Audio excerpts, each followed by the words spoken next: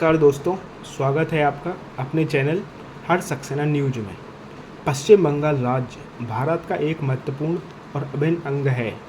BJP सरकार बनने के बाद केंद्र सरकार अपने वादे पूरे करने में इधर जुट गई है। राज्य सरकार द्वारा बनाई गई हाल ही में डिटेक्ट, डिलीट एंड डिपोर्ट नीति ने रफ्तार पकड़ ली है। अब भारत बांग्लादेश बॉर्डर को भी सुरक्षित और सख्त बनाने का फैसला केंद्र सरकार और राज्य सरकार द्वारा लिया गया है। पश्चिम बंगाल में सत्ता संभालने के महज 10 दिनों के अंदर ही बीजेपी सरकार ने एक बड़ा कदम उठाया है।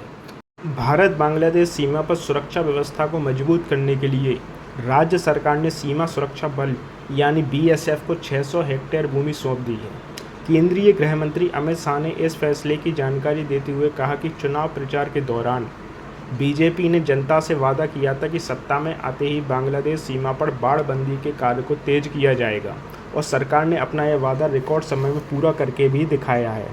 अमित शाह ने पश्चिम बंगाल के मुख्यमंत्री शुभेंदु अधिकारी को बधाई देते हुए कहा कि सिर्फ 7 दिनों में बीएसएफ को 600 हेक्टेयर भूमि सौंप दी गई है।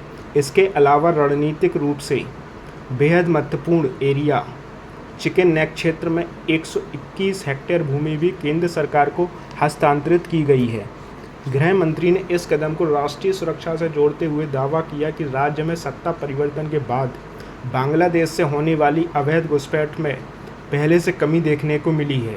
उन्होंने कहा कि पहले रोजाना घुसपैठ की घटनाएं सामने आती थीं, लेकिन अब हालात बदल रहे हैं।